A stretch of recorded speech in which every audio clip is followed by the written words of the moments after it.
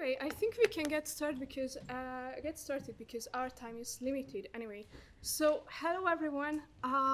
Thanks for having me today. It's really a great pleasure for me to to spend a couple of days in such a valuable, such a nice company. Like, not all of you may know, but there was a huge competition for this work for this winter school. So we selected you from more than 70 applicants. So it's congratulations.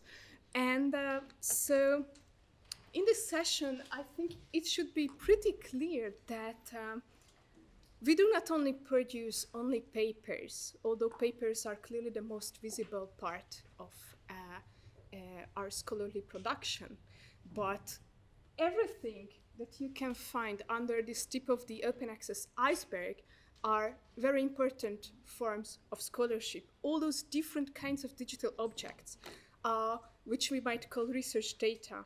And so, as my dear colleague Paola Masciuzzo puts it, research data are first-class citizens in the science and scholarship. And she's certainly not alone with this view. I think we can all kind of share it. The very question is, what are we talking about when we are talking about data in the humanities? Why it's so difficult? Why it's sometimes so painful to talk about data in a humanities context? And I don't know how many of you seen this wonderful Twitter feed from Miriam Posner. She asked a very simple question from humanists and non-digital humanists. If someone were to call the sources you use data, what would your reaction be? And you can see Twitter kind of exploded. There are many tweets, many comments. Data is numeric. Data is pre-epistemic. Data is epistemically marked. Data is singular. Data are plural.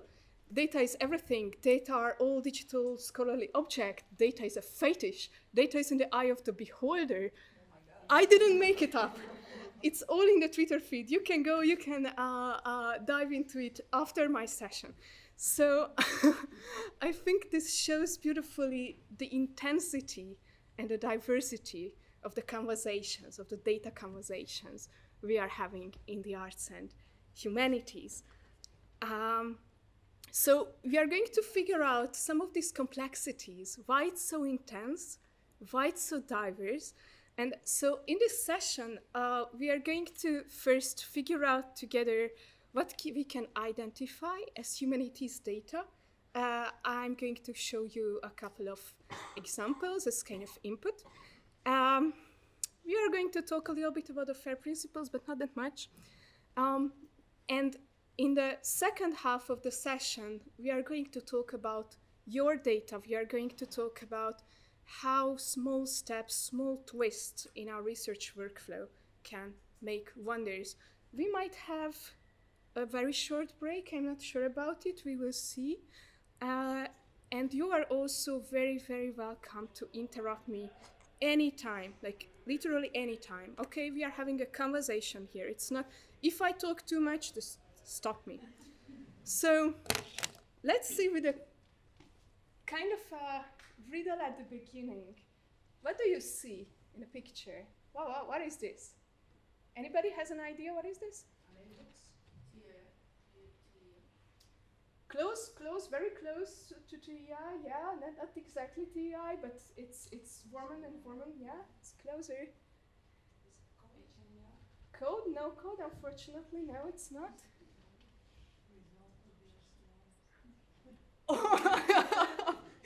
Exactly. I never thought that somebody is actually going to find it out.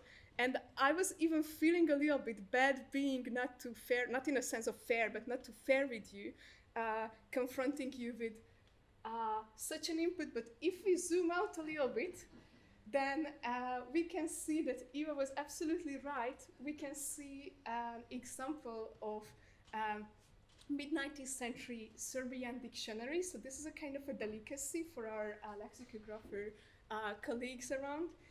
And on the left, you can see what Toma Tasovac, one of our directors, would claim as the worst OCR in the history of the world.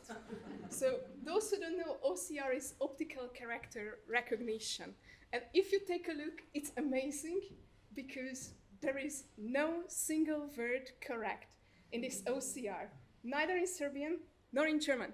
And of course, like, I'm not totally correct and PC here because of course the tools are developing, OCR is going better and better, but there are still issues with, for instance, if you have a look at the original, the multiple frattura, like the German multiple scripts, like the German frattura, the Serbian old Cyrillic characters. So it's challenging enough, but like not even the words are correct.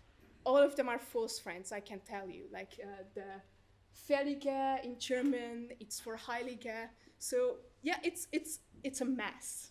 But imagine this is part of your digital collection. You go through this with your colleague. You do a little bit of you do a huge bit of an OCR correction. You enrich it, you annotate it, right? And then the question is, I think the very important question we need to ask from ourselves when it comes to data management in the humanities is how to make sure that all the scholarship that we develop around certain digital or non-digital scholarly objects make its way back to the library, to the hosting institution, when this beautiful example of the dictionary is coming from. So this is an important question we are going to tackle today, but it's also an important question, like what all this tells us about the nature of the data in the humanities, because this is why we are here, to talk about the nature of data in the humanities. So what do you think? What this example tells us, what are the typicalities that are typical when we are talking about this very umbrella term of humanities data? What's the typicalities here? Unstructured, okay, thank you.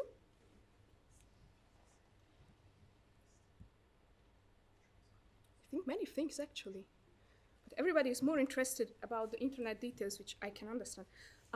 So let's see a couple of things that I think are typical, like for instance, multilingualism. You see, it was a German-Serbian dictionary that drove the OCR crazy.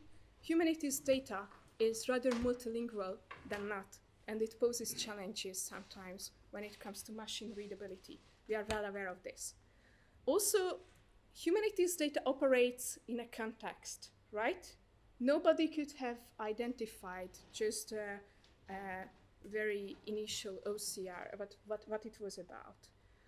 But we also see that it's coming in layers, right? We build scholarship by building different layers of analysis on each other. So there is a long data curation that happens, long chain of data curation that happens between the cultural heritage institutions and the scholarships and the scholars. And of course, it has consequences. So we are talking about primary data, right? The resource, the original analog physical version of the dictionary.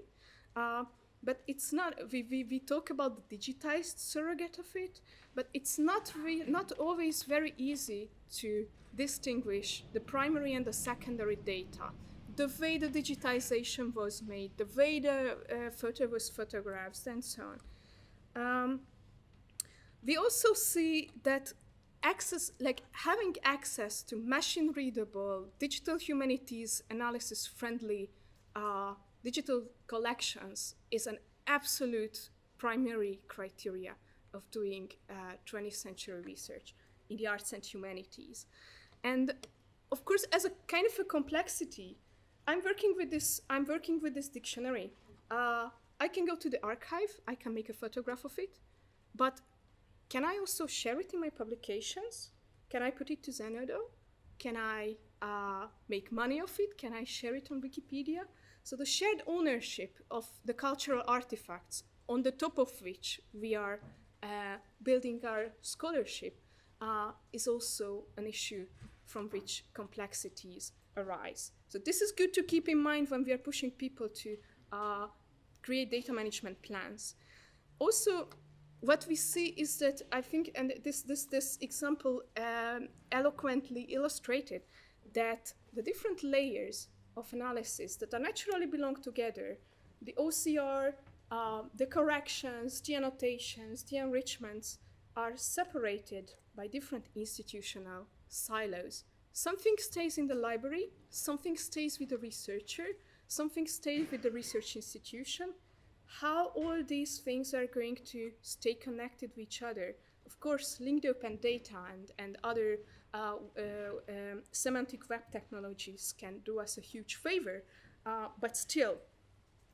And of course, we are talking about huge breadth of data, so this slide can give you an idea. So primary sources, secondary sources, structured, utterly unstructured, digitized, analog, XMLs, annotations, enrichments, whatever you have.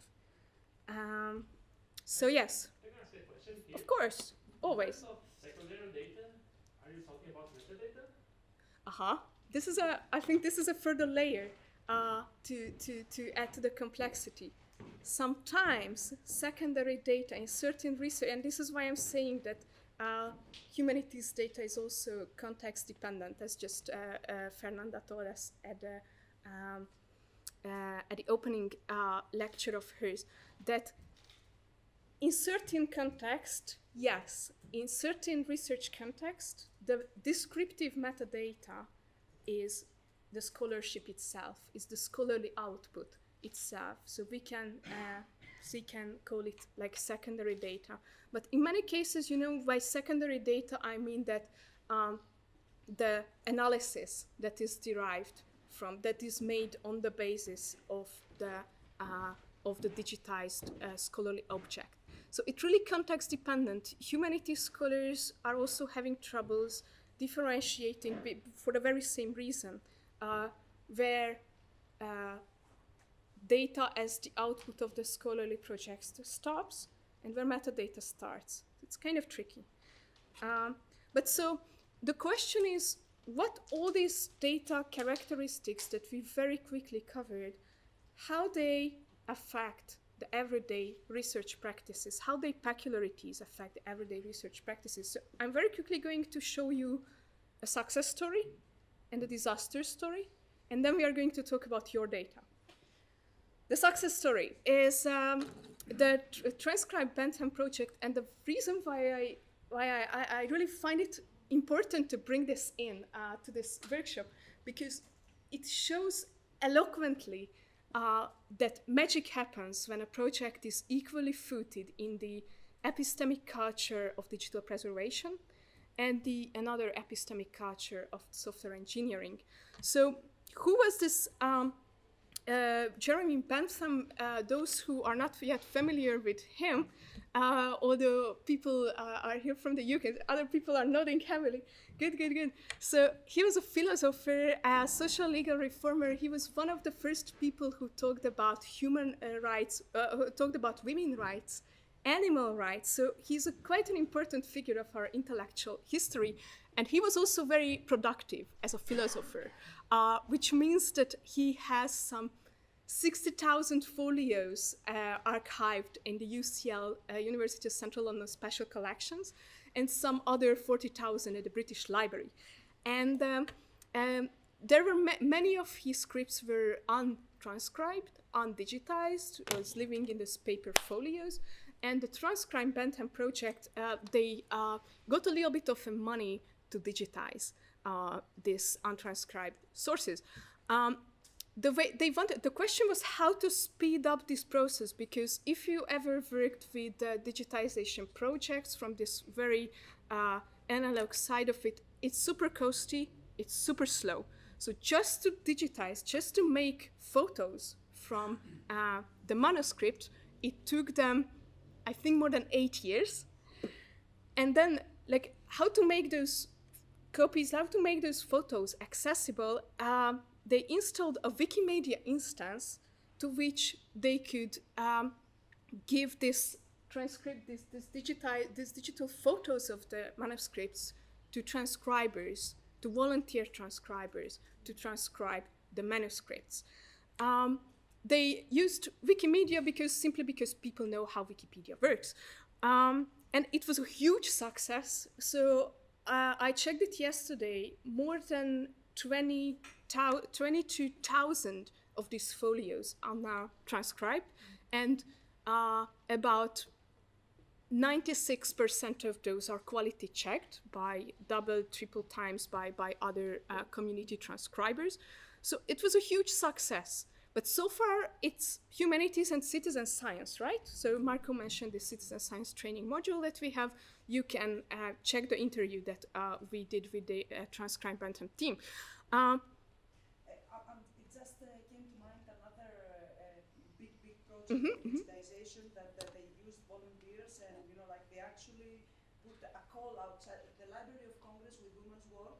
Yes. And they asked from the public to transcribe the manuscripts. Yes. And it's amazing the fact that it's a collective project, and you feel that you contribute, let's say, in your nation's preserving of history. And it's, I don't know, it amazes me. It's amazing indeed, and we also asked the Bantam people in this video that you can check the citizen science training module of the Partners Project, like what drove people to do this? What drove people to spend hours and hours on a daily, weekly basis? It's simply amazing. But anyway, so far it's a citizen science success, isn't it? They really found a way to do this. But where computation, where engineering comes into the picture, this is the question. And well, it turned out that if you have 1 million high-quality digital images of manuscripts, plus you have some 10 million quality-checked words, it makes a perfect learning material, learning data set to train handwritten text recognition. So this was the, oops, I'm moving backwards now. So this was the part when the READ project grew out of the Transcribe Bantam project, and they developed a handwritten text recognition software called Transcribus that is now has more than 22,000 users from all around the world, including major cultural heritage institutions, libraries, galleries, archives, who can just simply plug in their collection of pictures, and it spits out an approximately more or less correct automatic transcription of the text. So what does it mean? If you think of what does it mean for historical research, if you think, for instance, of the Europeana collection, like some 59 million scholarly objects, a huge part of them are digital photos of manuscripts that are totally unavailable for searching, totally unavailable for machine readability, because those are just pictures. You cannot keyword search them, you cannot mine them, whatever. So, like, developing a tool that allows people to transcribe their text, if you think about how this can change the scholarly practices, what this means in terms of access, making this incredible lot of material machine readable, mineable, executable, and of course, it's the more people use it, the tool, the Transcribus tool, the better it gets because of the basis of the bigger and bigger inputs. So what happened here, and this is the takeaway I want to take with yourself, with this long story I'm wasting my time with, is that digitization, if you make scholarly collections available in a way that is open, in a way that is machine readable, it can advance this. It can result in totally unexpected twists. It can advance the scholarship in totally unprecedented manner, and can change entire scholarly practices, change the questions we can ask from this corpus, change the access we have to history, to scholarship. But, and this is a point where I think I can be optimistic a little bit before I got to very pessimistic. So in the last couple of years, we saw a lot of innovation that aimed a similar goal of making cultural heritage collections available, that is readily available for digital humanities analysis. You can see a couple of nice initiatives here. You can check them out later. I will, of course, share my slides. But there is always a however, right? So, yes, we are talking about these icebergs. I wanted to guess the percentage of our collective cultural heritage that is available in a digitized format, including un-machine readable photographs. So all these icebergs sunken into the analog worlds suggest to us, this is, by the way, a wonderful visualization of the director of the Europeana, Harry Waverian. But so all this suggests to us that in the foreseeable future, the working conditions of humanities scholars will be digital, but will retain, at least to some extent, some sort of analog components as well.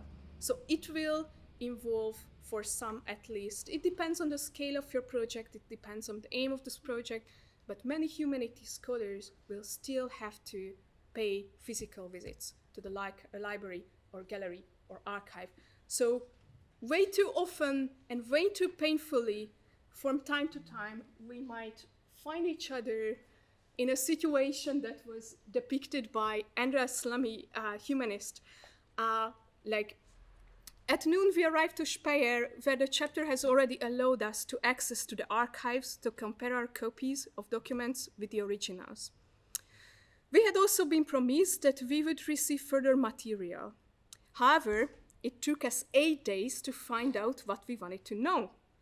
Because here is like everywhere else, nothing happened without a multitude of difficulties.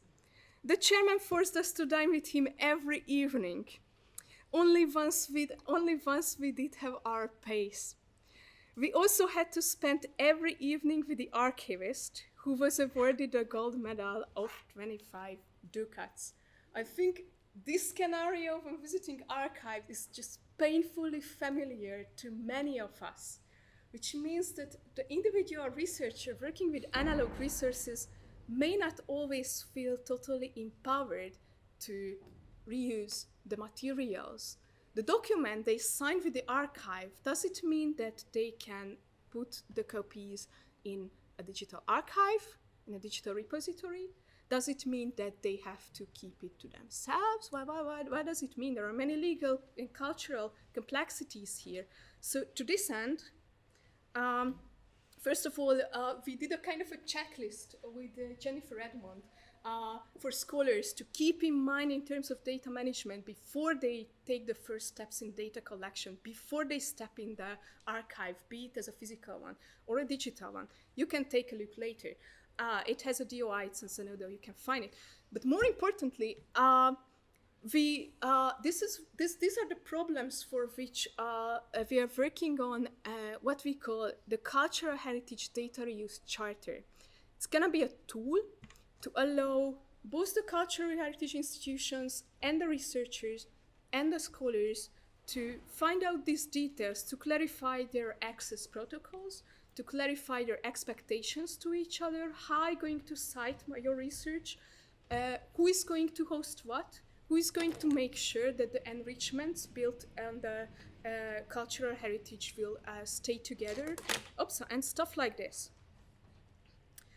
So how about my data? I think we can all probably skip this first exercise. Sorry for that, because we had a chance to discuss what kind of data we are working together, who is working with what kind of data, so to just spare time. But so I think I'm preaching to the choir now when I'm saying that to make magic, to make the sort of magic that we saw at the Transcrime Benton project, your contribution is also not only important, but even needed. And this is a kind of a slide that I decided to delete from today's presentation, but then we had your question and I decided to put it back. So sorry if we won't have time for the README file or whatever. But so since you asked about the motivations individual scholars have, we all need to keep them incentivized in data sharing. Of course, we are pessimistic about our scholarly production. Sure, of course, we all have to deal with all these questions. Will I be plagiarized in the first place? Will I ruin my academic career by sharing my data, allowing others to make nice publications of it? Sure. Or whether I can put what? How to find a safe home to my data and that stuff. So I just wanted to show you an example, kind of. I don't want to go into details, but what I really do believe in is that train-the-trainers approaches are very important because we can multiply spread the word efficiently. But I also find it really important to have champions around us and make them visible and spread the word about them. So one of my personal champions, open data champions from the humanities, is a wonderful colleague of mine called Naomi Chuan. She's now doing a postdoc at the University of Leipzig, and basically what she did, you can take a look later, but what she did is that she developed her whole PhD in more or less in a dialogue with the broader or stricter scholarly community of hers. She did social media. She blogged about her research at the Hypothesis blog, which is a DARIAH affiliated service. She shared all her publications at the French HAR repository, which is again a DARIAH service. And she put her code to the Ortolang repository, which is a repository for linguists. So the question is whether she's still alive, whether she was bitten, she got bitten by her supervisor, whether her career is already ruined. Well, not. On the contrary. So what happened is that she got recognized for all those data sharing efforts. So her annotations, the linguistic annotations that she shared, were recognized by the Language Resources and Evaluation Conference, and also the Dutch Language Institute just dropped her a line one day, like, we want to learn more about what you did here. So this is a kind of a healthy boost of motivation to us. But of course, it's not only for the sake of scholarship directly or our own sake, but of course, our funders are also increasingly have a word or two about what we do with our data. So how many of you had ever had to write a research data management plan? Of course, I mean, you are in charge of. It's not that much. 2, okay. How many of you has an ORCID? Almost everybody, good. And speaking of buzzwords, how many of you have ever heard about the FAIR principles? Surprisingly, many. Okay, so I think we can, you know what, then I just stay here. Let's very quickly resolve this buzzword together. Okay, so findable, what do we mean by findable in a humanities context? What findability has to do with?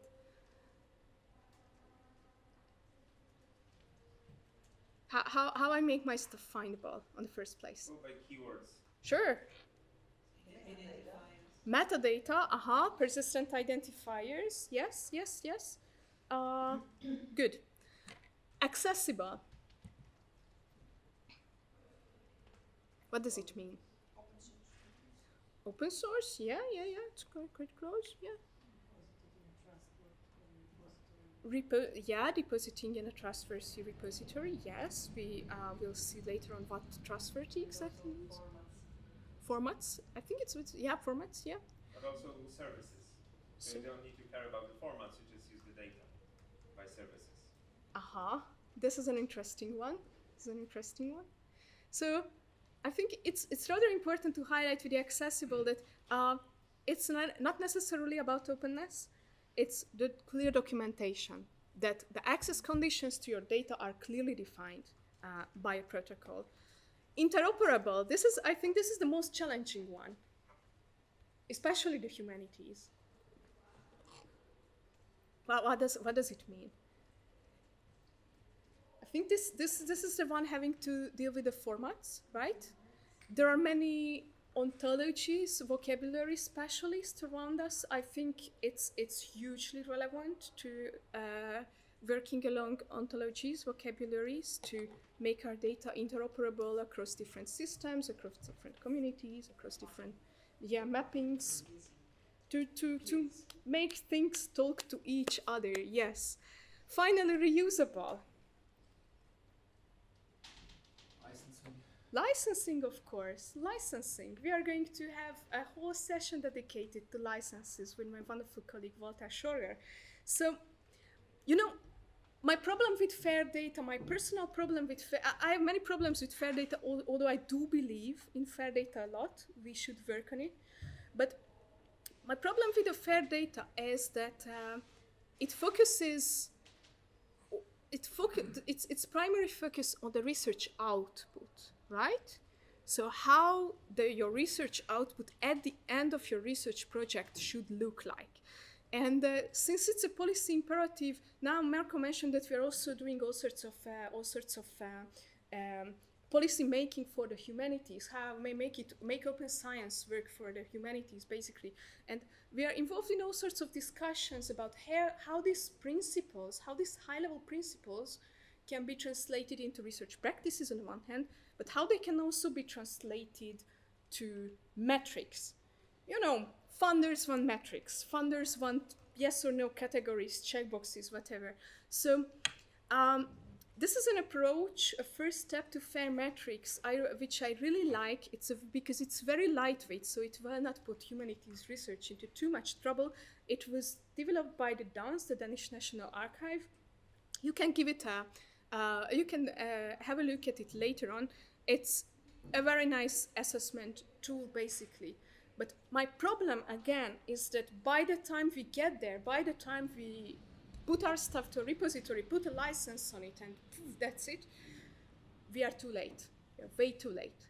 It means that fair readiness, fair principles is just not something we can reconstruct at the end of the research project. We need to start planning ahead right from the beginning to make our data findable, accessible, interoperable, and reusable. So we are going to have a whole session to research data management planning and how those tools work. Later on, maybe in the break or something, I can also show you some of the examples how DMPs work in humanities research, what we can do, what should we do, templates and stuff. But what I want to spare the rest of our time with is to go through a tentative research workflow, put FAIR principles back to the workflow from the end output of the project, okay? So I think this is a very honest research data life cycle or scholarly life cycle, isn't it? Because it implies that it's never as linear as you are forced to imagine in your research data management plan, right? You have multiple rounds of funding application, you refine your research question based on the discovery or not. You go multiple rounds with the analysis and so on and so on. And then you publish your data. We are also going to have a whole session to publishing innovations. And then peer review comes a year later, right? Publishing is super slow. So if your data management is good enough, you are able to answer the trickiest question of your peer reviewer, the tiniest question about your data, even years later, because you documented everything well. So it's a gorgeous short film if you want to convince your communities why research data management. Unfortunately, we are not using my laptop because I had the MP3 version. It's an amazing, it was created by one of my colleagues and it's made of a public domain film clips. But anyway, so what we are going to do is that we go through this research data life cycle, and we are going to do practical exercises, but also reflections on our data. So I will ask you to talk about your form groups and talk about your own data. So let's start with one of the most trickiest issues in the humanities research, that is reuse. So I want you to have a little discussion, form groups, talk to the people sitting next to you, okay? And have a little discussion about what reuse means for your own data. So, when was the last time you collected something that was generated or curated by others? How did you find that data, discoverability, okay? Where did you, how did you know where to find it, okay? How could you access this data, whether you had any difficulties with the access protocol? Could you trust in the data set? I think this is the one I should have put with like bold and capitals. How you recognize that the data that you are going to reuse is trustable? What were your own, hints? Whether any limitations when you did your data discovery, you found your data in an archive, in a data set, whatever, from your scholar's hard drive, from your competitor's peer-reviewed article, whatever. Whether there are any limitations that were indicated regarding the incompleteness of data set. So how you got aware of the potential bias that were behind the data set. Yeah, I think if we can just discuss these questions in smaller groups in the coming 5-6 minutes, that would be nice. Okay, so go ahead, and of course later on I would also ask you to report back your findings. So let's see what we found when it comes to data reuse. I'm trying to follow who are the small groups, but let's start with you because you seem to be engaged in this. Still engaged in discussion. So tell me about your findings. What did you learn from each of your data reuse practices? So we managed to speak only about Don't worry, it's usually the case. It's usually the case. So how do you find data to reuse? What was your example? What were your struggles? What were your difficulties? Well, it's a very good and complicated question, of course, because I'm still struggling in working with all this data. And what I was telling, it's the problem now. I'm working with these creative workshops, and in a way to create a channel to catch data. And I have two shapes of data here that is discursive production, like people can create virtual editions in the platform, or they can like write about it. And I think this is the easy part of have data. But also I have the process, the creative process. So how to record creative process, and thinking about presential workshops, like I'm recording people, and I'm also taking notes during the practices. But in the end, I have to work with very different media. So I have people like writing about it. I have these different outputs in the platform, but also like people writing in their blogs, oh, I did it, or designed it. And I have people talking about this on Facebook, in my page, in the group that we created. But sometimes people, oh, I don't like Facebook, can I write you, like message you on WhatsApp? So it's hard to try to systematize all this material. Data is coming from different sources, Yeah. and it's very, very heterogeneous itself. I think this is a rather typical humanities challenge. Later on we will see how standards, ontologies can make our work easier, but of course not in each and every case. Thank you. Other reuse challenges? Yes. Yeah, we have a historian researcher in the middle, like we are two librarians.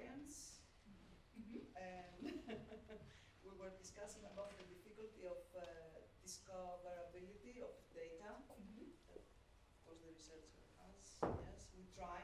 And one, let's say, one outcome of this discussion is that not all is digitized. Of course. And sometimes, like the researcher, like as much as we talk about information society, like 20 years now, or something like that, we don't have everything digitized, and the researcher needs to go to the place and talk with the people and ask for the photos or ask for the digital copies and sometimes pay for it. And not all archives have metadata as well, so actually it's not even discoverable through catalogs, so someone needs to actually spend time there.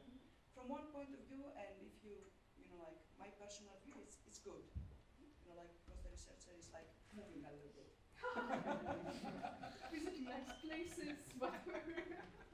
Yeah, but from another point of view, like it's.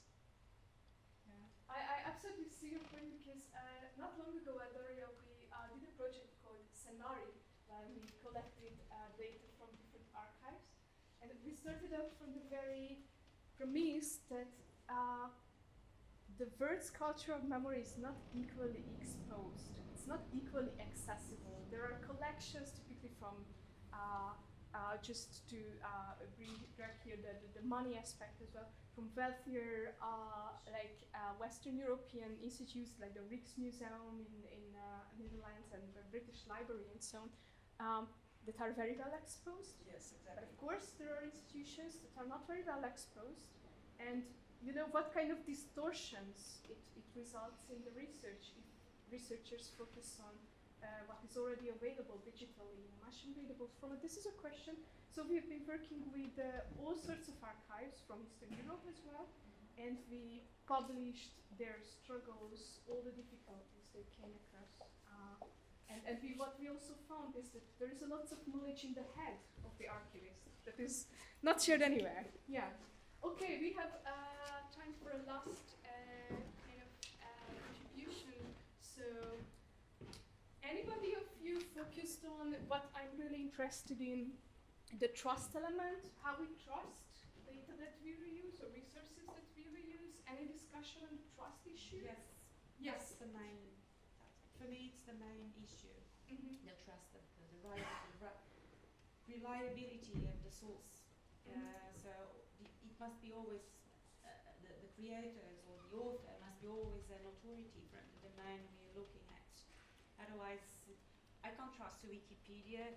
Whatever, it can be very useful for the first insight, but then if you want something trust, it should be an author, a journal, scientific journal, or wherever. If talking about myself, textual data, that's quite important, I think, if you want to get the more reliable the data, the more reliable the result, the product of your work. Mm-hmm. That's my motive. Mm-hmm. Thank you. It's a question of validation. Exactly, that's the also leads validation. to the question of where you publish and who publishes it, and that is often a problem because there are paid subscriptions, non-paid subscriptions, and that's a whole new environment. Mm-hmm. It's a whole new world, as you just told, yes. We have now data journals in the humanities, right, recently. I put a list of the data journals that I know of at the end of my presentation, so it will be there for you. But the question is always like whether data journals will solve this kind of trust issue. Honestly, I think it's an important step forward, but it will not necessarily be the case. Who is validating cultural heritage stuff? Who is validating OCR? Who is yeah, so it's complex. Okay, so thank you everyone. We are going to continue the discussion. One short reflection to the reusability. As I mentioned previously, one of the biggest challenges digital humanities research is facing is how to get big data, big machine actionable data out of databases that are developed to just search there, just do some keyword search, find your articles, if you are working with journal collections, for instance. And I just want to recommend you this very nice case study, which was done by, it's a blog post done by my colleague Stefan Karrer. He's really, from the University of Heidelberg, he's really incredible. And what Stefan reminds us is, I think it's important to shout out, if there is no license in the database, of course, we all have all sorts of legal restrictions that we have in text mining, data mining rights in Europe, it's changing. Walter is going to talk about it later in the winter school. But what I find really important to just shout out is that if there is a database that just kicks in your scholarly fantasy and would like to work for it, sometimes it totally worth to go back to the creators and ask for permission and see what happens. But also what our librarian group reported, that I think one of the challenges, the discoverability challenges, is how to indicate incompleteness, how to create metadata descriptions of records that both account for the digital one and the analog one, how we can label data sets so that the absence is evident. I think this is something that is really important to keep in mind, but since we are humanities scholars, we are all very good at what we call source criticism. So, but let's stay with the reuse, and now I have to spoiler all my slides because it's not very ordered. It's ordered actually, but I decided now to change one little thing. Sorry. Oh my god. Now I'm lost. Where I am going? Okay. Sorry, this is a disaster. But I want us to stay with reuse and stay hands-on. Okay. So it's also a question because it's the issue of publication and validation have been raised. So let's stay at this part. We have been talking about the tip of the iceberg, open access to articles, the tip of the iceberg.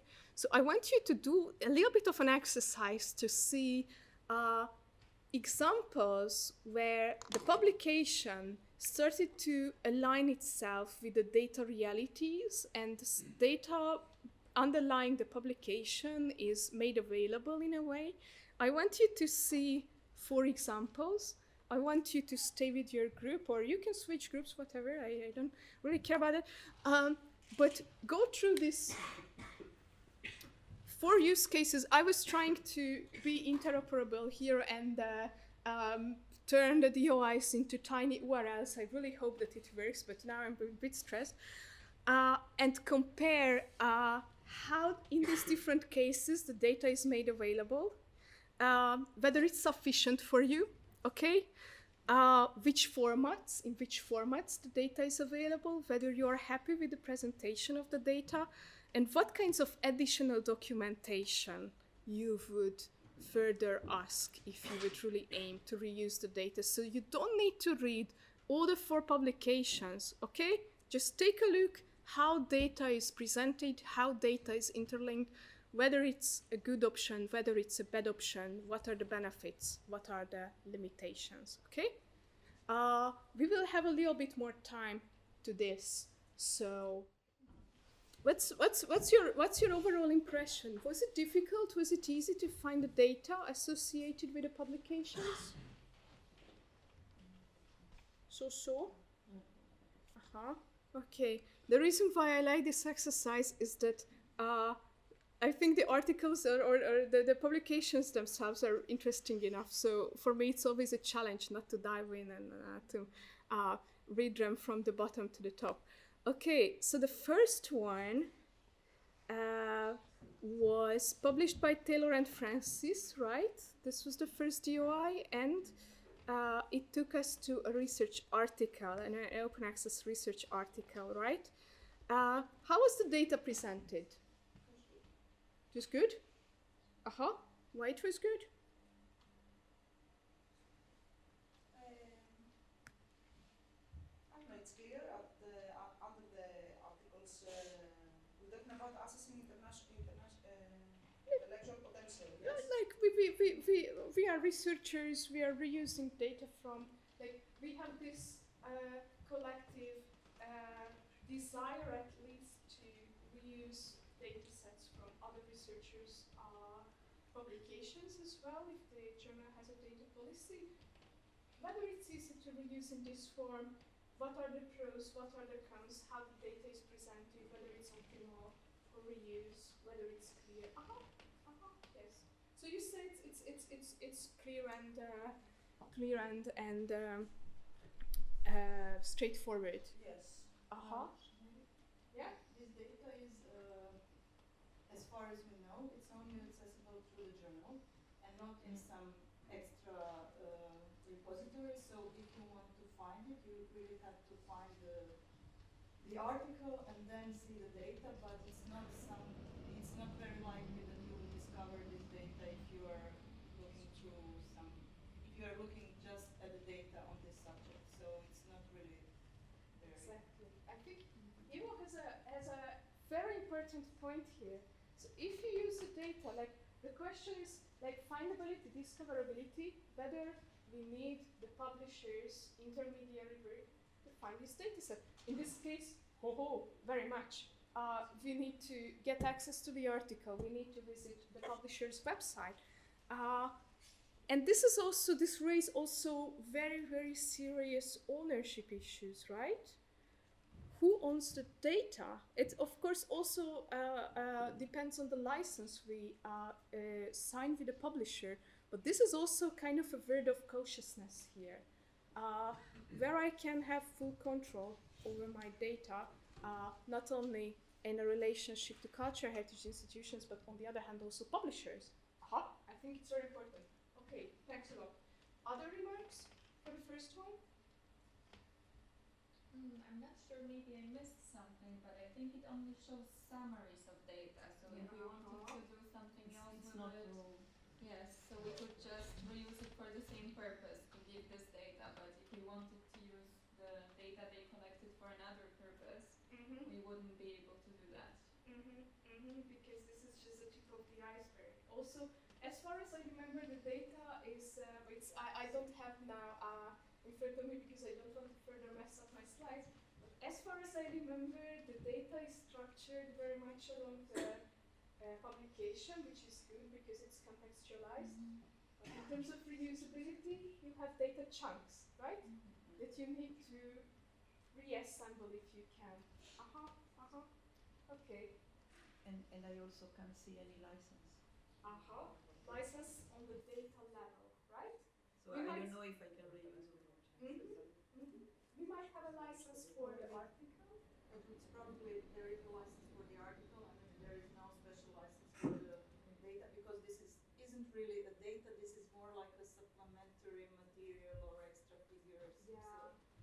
On And the the license of the article applies to that also. Yeah, but you see that it's not straightforward. It's not straightforward in a different context. How about the formats? Formats of the data. CSV, which we like, right? It's an open format. Okay.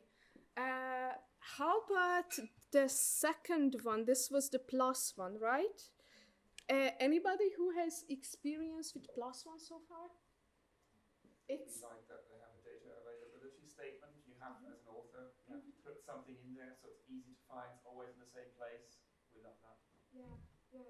Okay, that's good to do.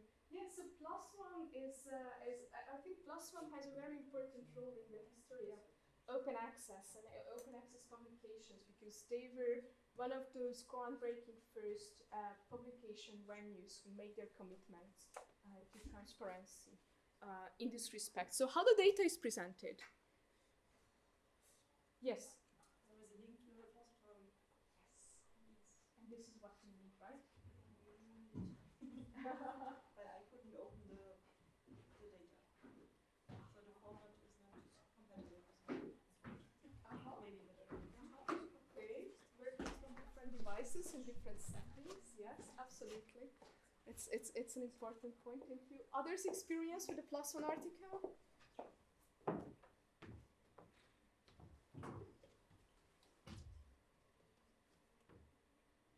Did you have everything that could have made easier the interpretation of the results of what we have in the data set? Could you find any supplementary materials? There is a sufficient metadata within the repository to tell us what to do and what we can do with this data, which program we should use, what's the license, how we should reuse it, and everything. So it puts it in context. So. Yes, I agree. I also like this one. It's kind of an example to take with you. This is how this is how it should happen. Okay. Any other comments on the +1 one? No? Okay. How about the third one was the Wiley, maybe? Am I right? Yeah. The language learning. Yeah. How about your experiences with that one?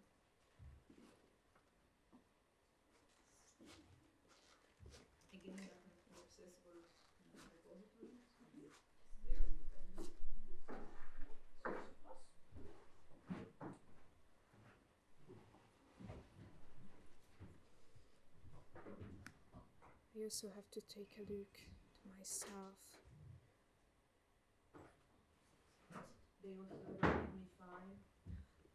Very important. Mm-hmm. Very important. Mm-hmm.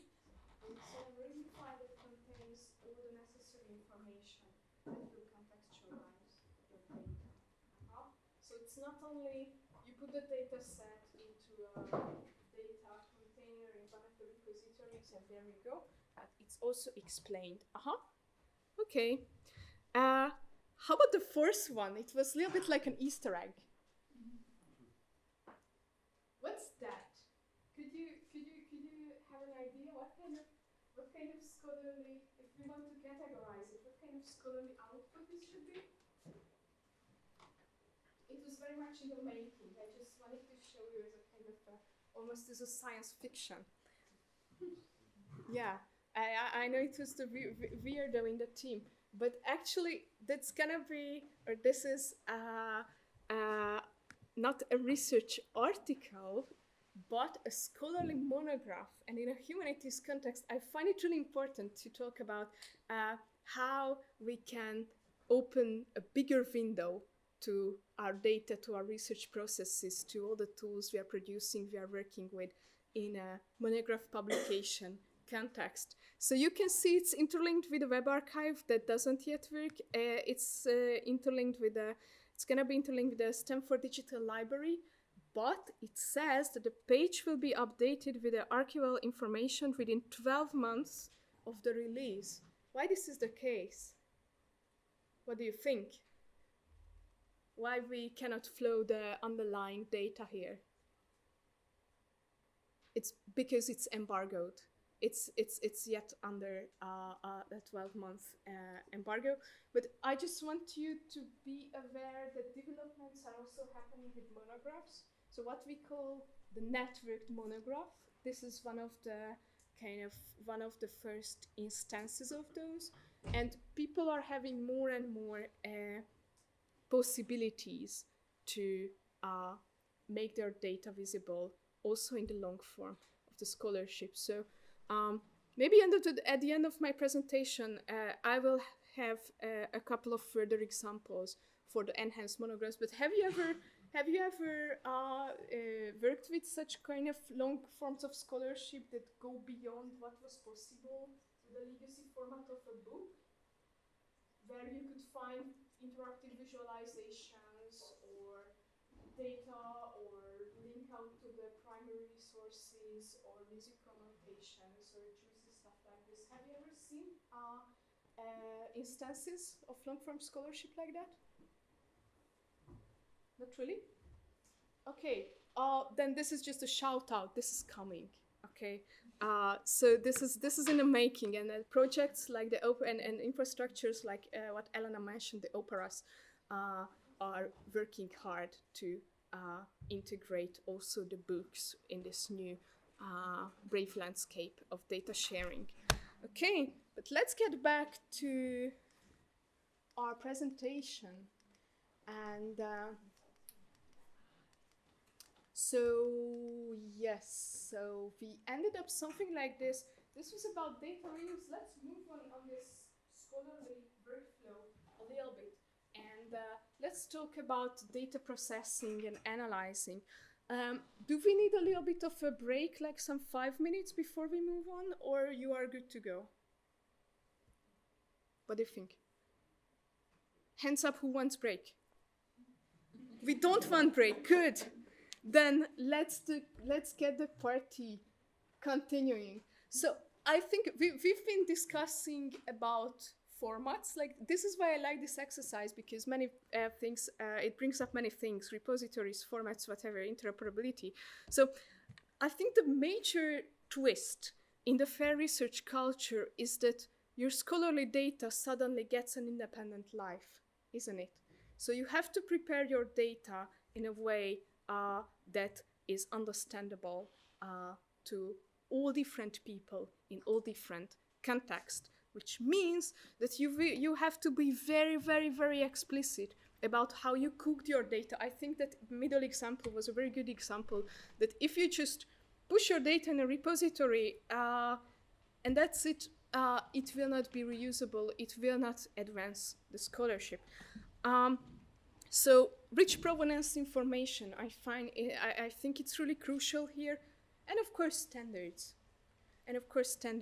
So to minimize the hassle for other people to make sense of your data, of course, documentation is a key. And this also involves this twist in your research methods, because we all know who have been working in research projects before, the documentation comes usually at the very end, right? When the funding is about to dry out, when your money is about to totally go minus, and you just don't care. So this is to reverse this kind of vicious circle. The data management planning, of course, is a key asset. We are talking about we are going to talk about data management planning later in the winter school. But what I personally also find really challenging, now we are piloting, for instance, a research project when we are working with open notebooks. One of the most difficult questions is making decisions, what to keep, what to forget, right? What are the bits and pieces that will be crucial for others to make sense of your data, and what are the previous wanderings that you don't need to keep? And also, we already have the README files mentioned, right? The documentation of your data. But there are also all sorts of supplementary materials that comes with your data. So this is just one example of one type of data. It's audio data. So this is just to give you a breath of an idea, like what are all the things that you need to pack together in a data container if you want to make it work. So what we have here, the audio files themselves, the interview transcript, so that it's text mineable or whatever in an open format, of course, the discussion guide or the questionnaire that you used, right? The explanation of the project, what you are going to look for, what kind of information. Very important, the GDPR consent, right? So this is, again, something for Walter at the licensing session. A code book in which you resolve all the abbreviations and headings and variables that you have in your data. If you are working with sensitive data, anonymization. This is a very good training material, by the way, for anonymization developed by our sister infrastructure, CESDA. It's a very good one. And of course, the descriptive metadata that comes to a README file. So now I want us to, again, stop a little bit. You can, again, work in pairs. And I want to hear about your data package. You are involved in projects, you are working with all sorts of data. How such a directory looks like in your research setting. If you are currently not doing research, you can make up one, or you can go fictional, whatever. a little bit of the time to think this through. Okay, I have to stop you again. So sorry. I know that this is the best part of the whole workshop, when you have to talk to each other and not I'm do the talking. But then let's keep the talking part. So what did you find? And impress me with use cases. Yes. Was it easy to follow? Was it an easy exercise to put together all the materials that help making sense of your data? Let's see an example. Let's see a group who hasn't told that much so far. Like, how about you up there? Yeah. So we talked about our researches. Okay. Like all of these research protocols. Yeah. And he hasn't. Yeah. So some people Sure. I'm trying to analyze this on protocols Protocols. we did on research data management consultations. So I'm not so far with my research actually, but of course this model should be part of this whole publication thing. And probably anonymous way if it's necessary, or I guess it's necessary. And after this analysis, I guess there will be a need for some flickering file or what's the logic behind the template that could be developed on the basis of this analysis of protocols and something like that. There will be much more stuff, I guess, that needs to put inside that, but I'm not so far that I can actually tell right now.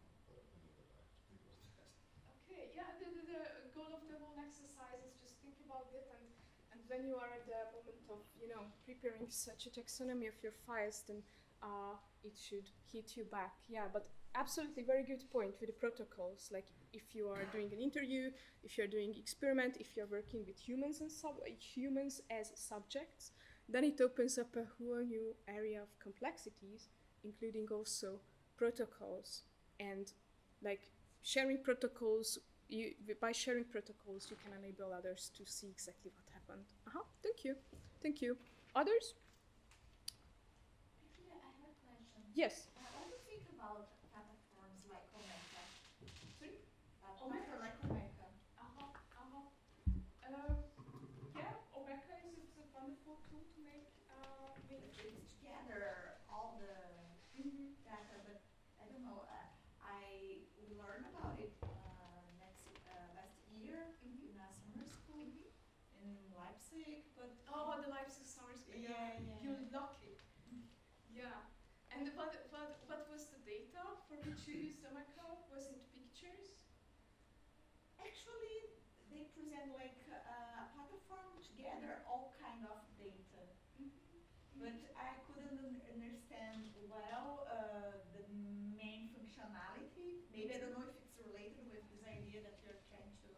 I'm so tempted now to make a kind of a self-promotion and direct you to open methods, because we had recently a nice post about Omeka and how to use it for DH context, which you can certainly do, and it's searchable and whatever. But my short answer in this context would be, I think it's very important to differentiate between the different layers of data presentation. So Omeka is a tool to make connections between make connections between different data types from different silos, and do digital storytelling, digital exhibitions, what have you. But I find really important that if you use, so Omeka is the presentation layer. It's a kind of like a data visualization layer.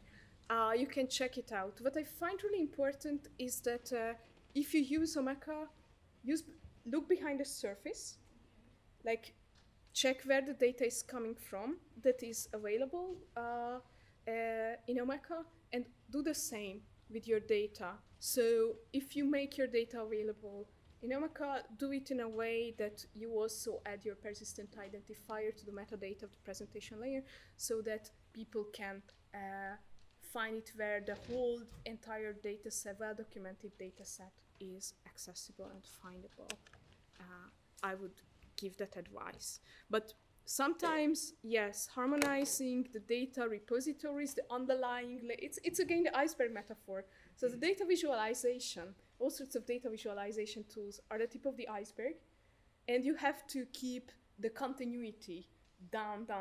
And if you are working with, depending on which kind of archive you are working, if you put your data in a digital archive that is available for long-term, not mid-term, but I'm talking about long-term, those data formats may not even be compatible with immediate reuse, because those are archived formats. I have experience with scholarly metadata. If you send your scholarly metadata to archiving services like Portugal, then they will store it in a compressed form, so you cannot readily reuse your data. Differentiating between this stuff, which is available for reuse, and long-term archiving is also a question. Sometimes you can do by the same go, depending on the complexity and the volume and the scope of your research. Like in the case of this single interview data, you put it to Zenodo when you are back. But if you are working with large volumes of data, those two levels might be different. So this is why it's really important to keep all parts connected, to keep the visualization layer connected with the data repository layer connected with the archival layer, Okay, so yes. Does it look familiar to you? Painfully familiar? There was a lots of discussion about how we organize our data, and there is, of course, very practical. What follows is a very practical, good advice. I'm just no exercise to that. I think I cannot tell it enough times, not even to myself. I'm also guilty for this. So I would say there is no specific, of course there are ISO standards for everything, basically. Believe me, I'm working with ISO people. There are ISO standards for everything, also for file naming conventions, but what I think important is that having one specific naming convention system is more important than what are the specific conventions. You will be explaining it to the researchers and to yourself anyway, okay? But so we also found ourselves more often than not very guilty for that. And my thumb of rule would be that if you can tell me what is in the box without clicking the right click, then your file naming conventions are flawless. Another practical nitty-gritty, which is not really a nitty-gritty, who have been interoperability issues, and people here working with ontologies and standards, I think they can confirm that it's much more complex than this. But so if we are really talking about reuse, the basic question is the one behind me in the digital humanities domain especially. We are working with a myriad of tools. We have a huge diversity of tools. Again, self-promotion, if you want to check out more tools, go to Open Methods, you will find a great variety of them. So can I run my tool? Can I run your data on my tool? Sure, it means that the formats are interoperable with each other. I'm pretty sure that all of us came across situations when the software environment in which we work imposes certain limitation on the interoperability of our data. Think of very basic examples. You are using Microsoft, for instance, which is a proprietary software environment. You save your data in an Excel sheet. Machines cannot process this, right? We need CSV. So this is just a pointer, again, from the Dutch National Archive plans. These are the open formats that they support or prefer, and formats that they don't really. And so now we go to now we're getting to get to the deep sea of the data made available in the semantic web. Anybody is familiar with this 5-star classification system, or it looks totally science fiction to you? Where are the ontologists? Somebody was sitting there who's just escaped because we don't have breaks. Do we need a coffee break? No, we don't. Thank you. Let's keep working. Yes. So this 5-star open data sharing schema had been developed by the World Wide Web Consortium. So from a quite an authoritarian body. And so you can see it gives you a perspective when you're thinking about at the beginning of the project, like how you want people to interact with your data. So it means that you earn 1 star if you make your data available in any formats. If you think back to the Transcribe Bentham project, so the manuscripts that got digitized and were put somewhere on this Wikimedia instance would have earned a 1 star because it was at least digitally openly available. So you can double the amount of your stars if you make it available in any structured way. So in a tabular form, for example, not just a heap of whatever. So for 3 star comes when and it takes us back to the question of open formats and interoperability. If your format is if you make your data available in a non-proprietary open format, for which we saw examples.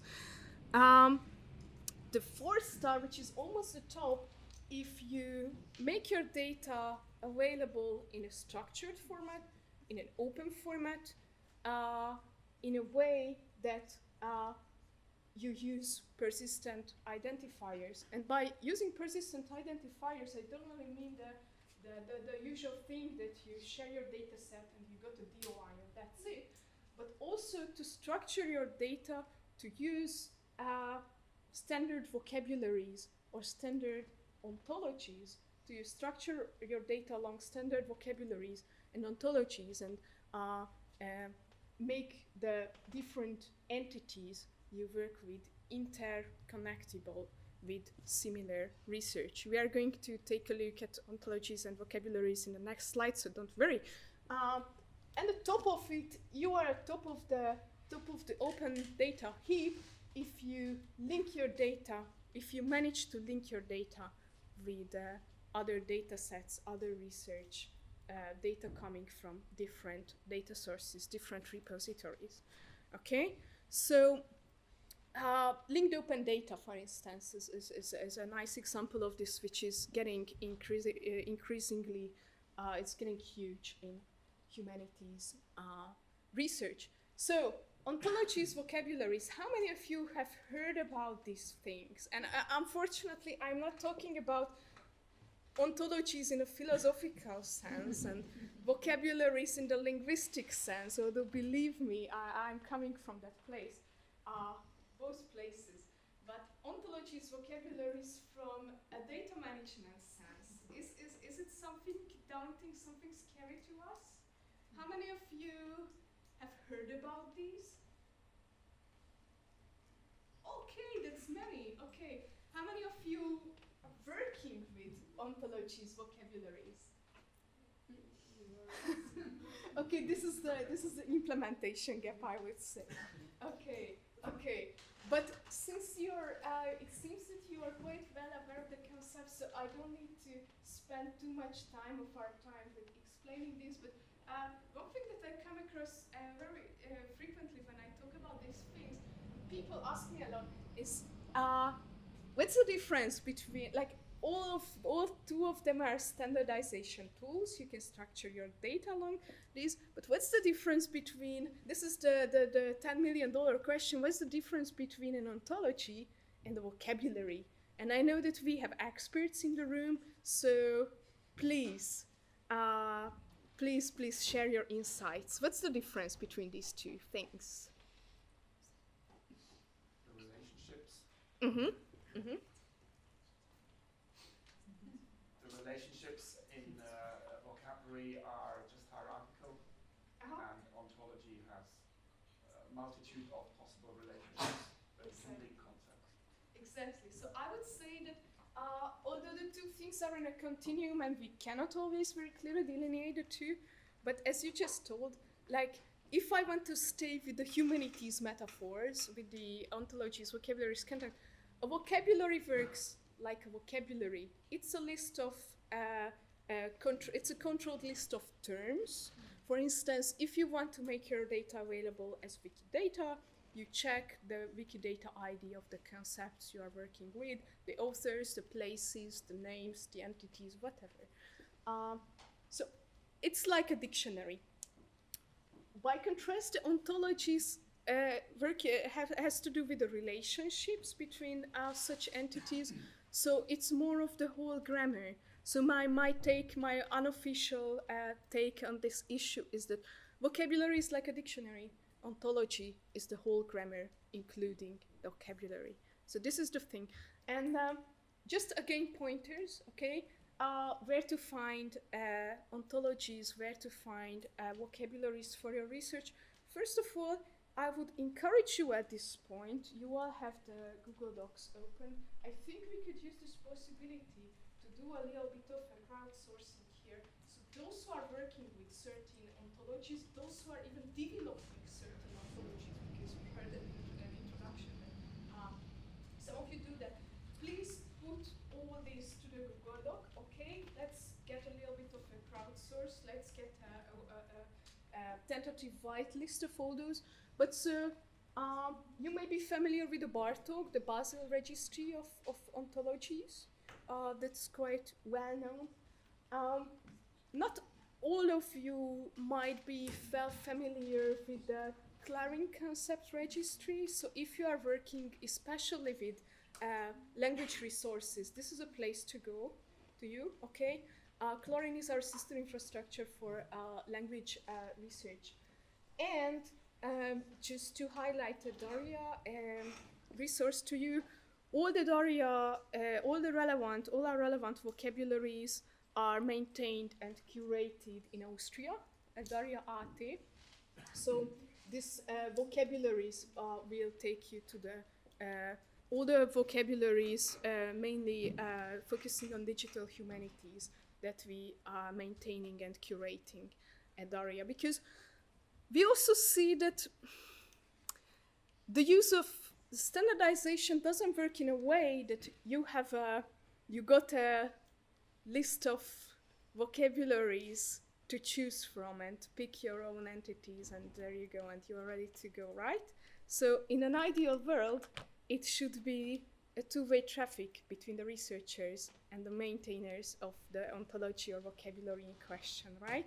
So as research evolves, as new concepts are going to be more and more important, there should be a way to provide feedback to those standardization resources. So this is why I find it important to know where to go. Okay.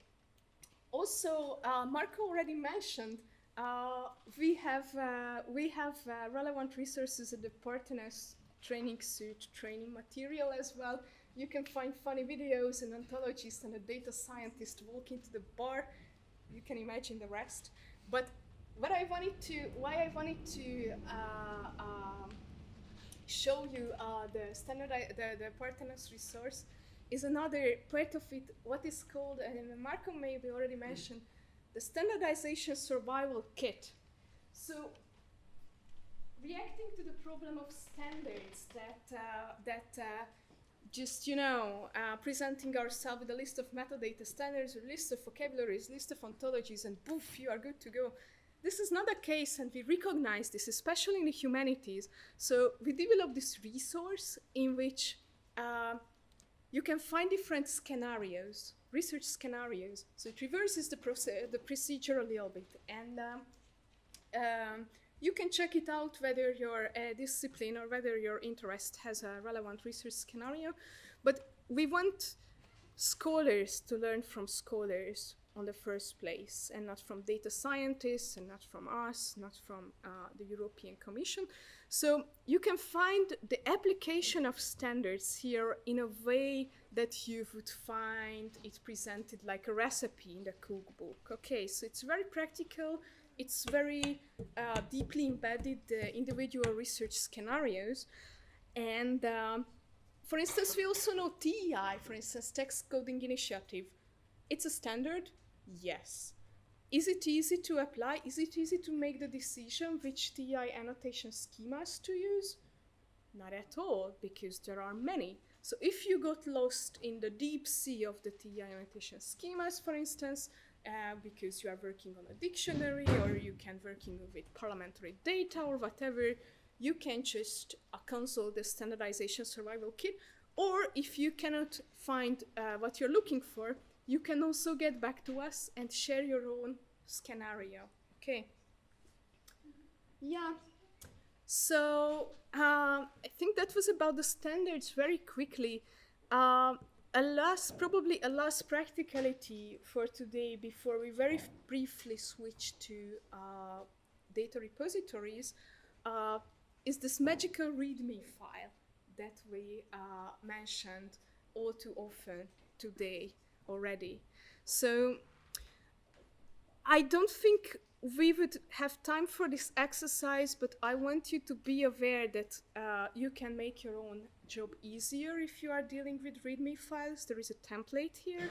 You can download it. You can see the headings that it contains, and you can start think about how to apply it to your own data, to your own scenario. So this is just the last nitty-gritty.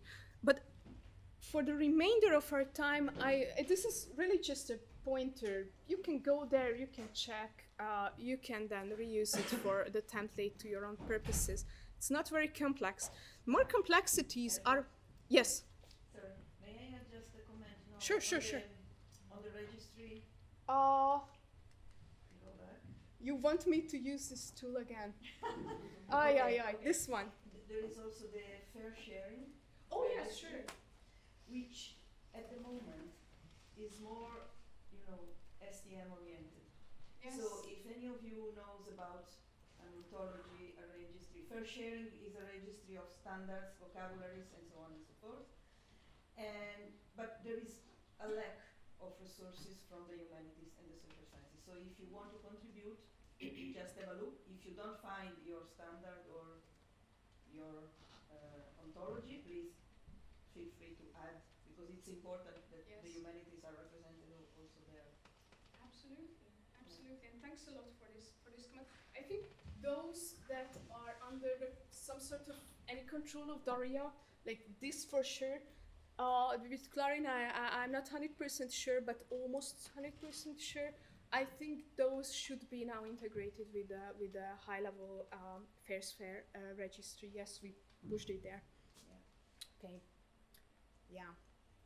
So, give a passport to your data, but let's move to data sharing, because probably the last thing I want to discuss with you today, because it's less covered in the coming sessions, is how do we select a repository for our research? How do we find the perfect repository, the safe home to our data? Yes. The situation, as far from my experience, is that they create one, They create one. Yeah, I mean ad hoc repositories on universities. For each individual project, you've got a specific repository. I don't think that they use big ones. That's my experience. Yes, that's interesting, and there are many. In many cases, what happens, and I need to come back to this slide, is that in many cases projects are started at a university's computing center, shared computing center, for instance, and they are remaining there, right? Is it the best possible solution in terms of sustainability? Absolutely not. What's the problem with that? And this is such a typical scenario also in digital humanities that we need to talk about this in more detail. Yeah. The problem is that they don't last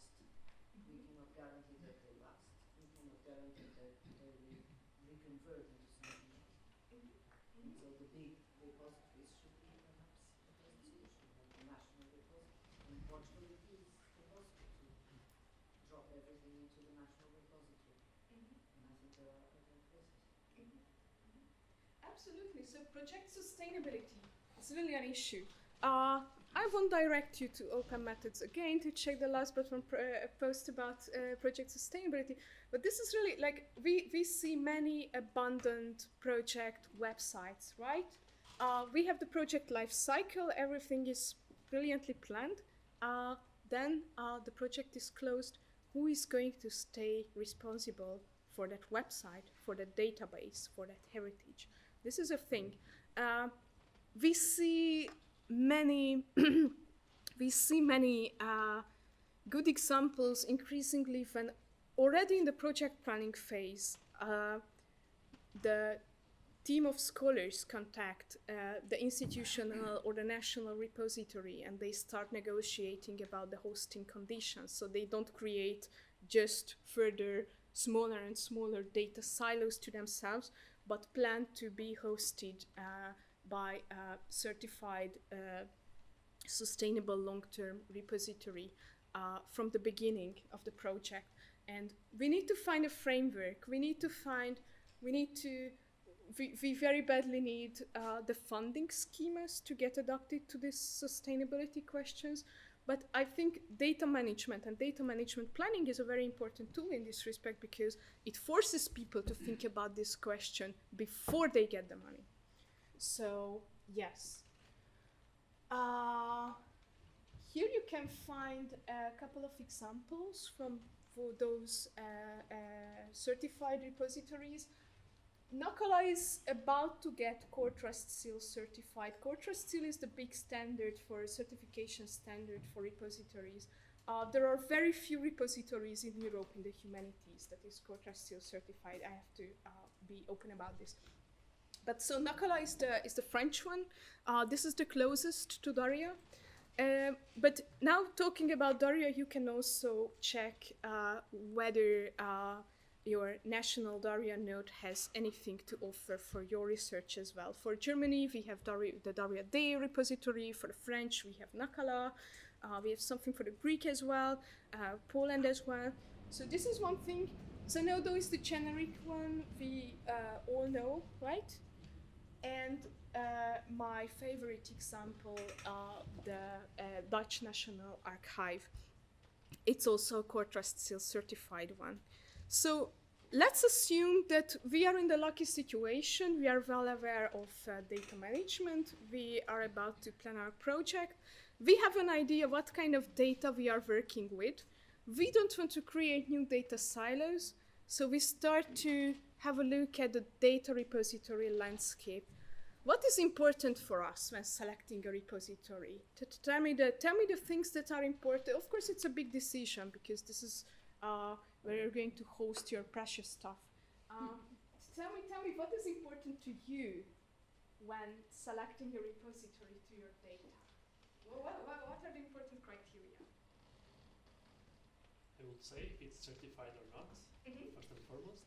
Of course, because when it got crashed and your data disappears, yes. Which is another question in itself, the certification of repositories. But maybe then after that, if it supports, like if it's an institutional repository, if it provides help in the publication process. For Yes, instance. it's very important. For free, right? Yeah, for free, of course, that's for part. not a fortune. I mean, I don't want to name and shame here, but recently I came across some price lists of certain national repositories, and I just took my choice. Yes. Okay. What else? One thing that is important is, for instance, sometimes journals are making recommendations about which repository to choose. So I guess authors would like to choose those repositories that are recommended by journals.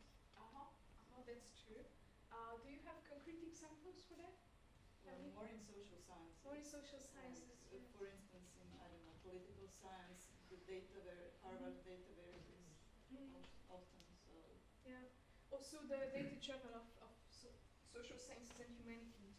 It's also based on dataverse, but due to simplicity reasons, many or increasingly, like I saw a couple of humanities journals who are forcing you to use another, for instance.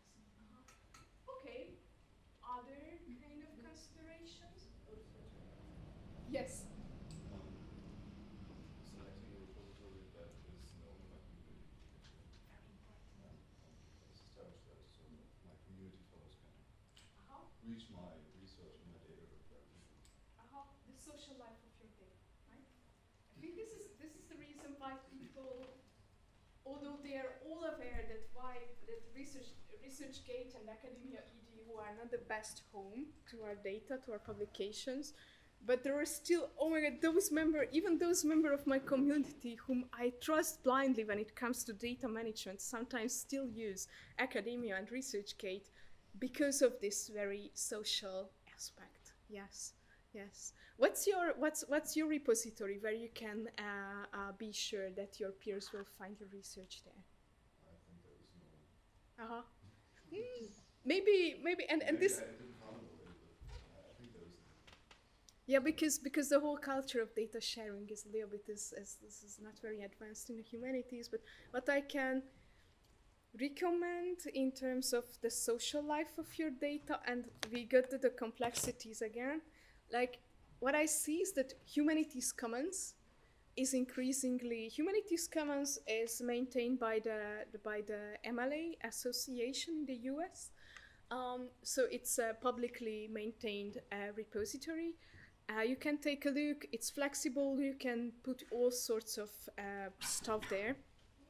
But like teaching materials, whatever, it's very flexible. And they invest a lot in this community aspect, and people increasingly use Humanities Commons to replace Academia-EU or ResearchGate. But then again, the conflicting thing is that the communities might be there, but it's not a very sophisticated repository. It's in terms of standards, in terms of PIDs, in terms of data granularity. It's all probably not the most in terms of certification, it's all probably not the most sophisticated place for your research. So sometimes it depends on what's more important on the scale of your project. Other considerations? I could look at my own institution, because that's where I work and where I trust maybe the local library. I know they will look after. And it might then appear easily on my profile of my, institutional, CV and so on. So it's probably more for the long tail. But if you don't have a repository in your domain, that's not a bad place. Yeah, institutional repositories, because you can be sure about the maintenance. Yes, it will not end up in anachronistic settings. Yes. So we have a little bit of a time. This is my TLDR advice when you're looking for repositories for your data. So I agree with you. I think that because of the social life of your data, it's the best thing to start out from field-specific repository. Of course, in the humanities, there's huge difference between disciplines and disciplines. As far as I know, for archaeological data, things are a little bit more advanced when it comes to data sharing than, for instance, like to I don't know, literature, scholarship. Or if you have an institutional repository, of course, you're lucky. Zenodo is always there for you. It's an easy threshold repository. But here again, you just mentioned institutional repository, and I find it's a really interesting difference. Like, you can put Zenodo, you can put whatever you want to Zenodo, right? It's pretty flexible. But then who is going to check that your metadata is detailed enough, that you use the perfect formats, that you did everything right? So I would say that Zenodo, OnePlus for Zenodo is that it's user base, it's massive user base, and it's low threshold. But if you think about metadata standards, quality metadata, to what extent the metadata allows you to specify your data model, whatever, then institutional repositories in many cases offer more sophisticated solutions. And of course, we have the good old refereedata.org. How many of you are familiar with this tool? Not that much. Ho ho ho. Okay, then let's do the thing. We still have time. Let's do the thing. Go to refereedata.org. It's. I don't need to put this to the Google Doc. It's a repository finder service. Go to refereedata.org, and you can again work in groups. So I'm not really a favor of working alone. You can work in groups. Pick one of yours research field, okay, and find a repository to that research. Refereedata. We're gonna check what refereedata offers to us, okay? So what did we find? What's the new home of your research data? Give me hints.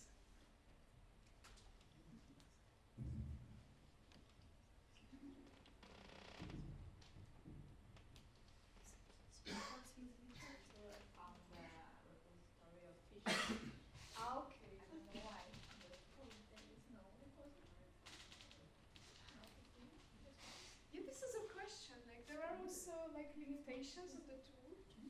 So if you happen to be more clever than refereedata, you can also contact them and suggest repositories to be added to the database, because it's kind of important for people to.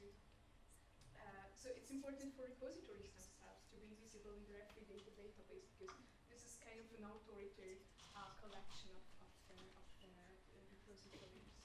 Yeah. Any of you who couldn't find a repository for their research? No? Well, actually, it's sometimes very hard to find a suitable repository. And I've looked at this retrieve data for several times, and it's always very frustrating because, and I'm looking more from the librarian perspective, but also as a researcher, if you want to put some sort of data in somewhere. For instance, if you're a historian and you have a collection of, I don't know, digitized archive materials, I would try to put them under archive data, but then when you go to this type of documents, which is called archive data, it's something completely different.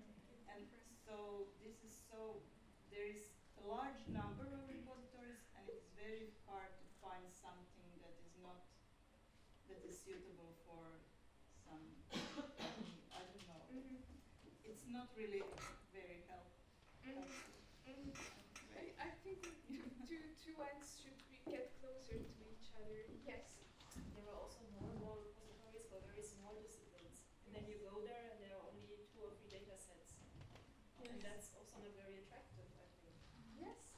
This is also a culture. Like I just wrote a preprint group chapter about. I can put it to the Google Docs later about the very same phenomenon. Like it's again an if I build it, will you come kind of problem, because you want to reach your specialist audience. You want to have specific metadata for your research that is suitable for your topic. But if the social life is missing from around the repository, it's very interesting to see how it will look like in just a couple of years' time, because now we have the open data mandates at place, so we can expect the radical kind of transformation in this respect. And the question is, which is the direction that humanities research is going to take? Is it the smaller repositories, or are they going to make pieces with large data containers, or the national aspect is going to structure the whole landscape? It's kind of a question. Yes. Regarding the communities, regarding the social life of the data, I forgot to mention, and Elena just reminded me, that you might be aware that you can also make steps to this direction to target people with your collection. You can set up communities on Zenodo, for instance, and then you can get a little bit more targeted. DARIAH also have a Zenodo community, but we just launched it a while ago, so it's pretty much in its infancy.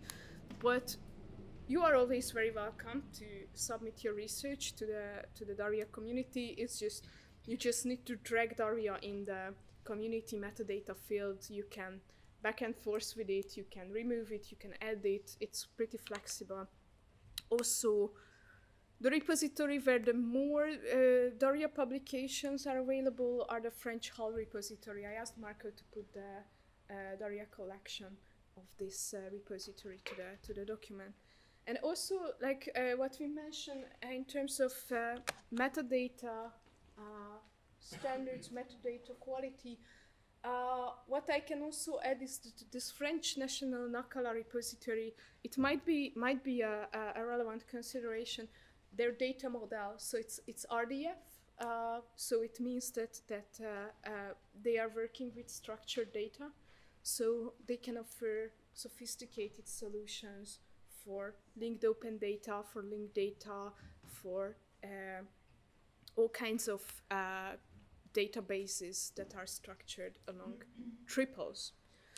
Okay, I think we are pretty much done. I want you to I want us to close the session by talking, okay? So I think now if you have any questions, you can ask it right now. Or if you don't, you can just work in groups again, pick a position, and just discuss it. So if you have any, I know it was kind of a crash course, but I hope you find it relevant, you find it interesting. There were some takeaways you could bring home from the discussions. The slides will be available with some useful resources, whatever. And of course, please don't forget that this was just a warm-up for the whole days ahead of us. Yeah, that's it.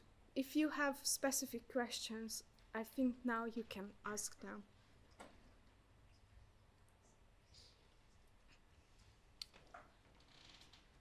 If not, then just pick a position and discuss with the person sitting next to you.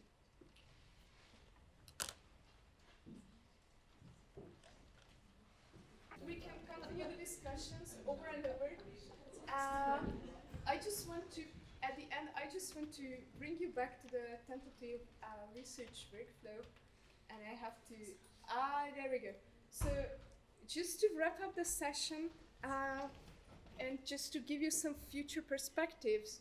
So what we have on the menu tomorrow, of course, findability is persistent identifiers in the first place. So our colleague from the British Library, Frances Madden, is going to contribute with this discovery phase with persistent identifiers, okay? Later on Wednesday, right? Our colleague Antonia is going to talk about data management plans. It'll be on Thursday. Sorry, tomorrow is Wednesday. It's getting better, getting worse. So on Thursday, you're going to give an input about the whole data management planning, okay? So this involves the whole life cycle, of course. Tomorrow we have PIDs, so discovery.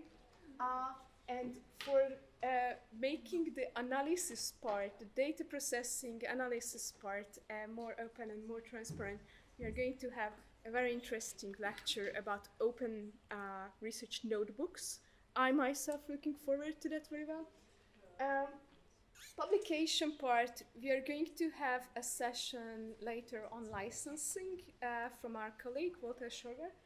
And then we are going to close the whole winter school with, again, this end part of the workflow with innovative publication practices. So what I'm saying that we are going to expand all the things that we are covered today at a first glance. And yes, so stay tuned, come back.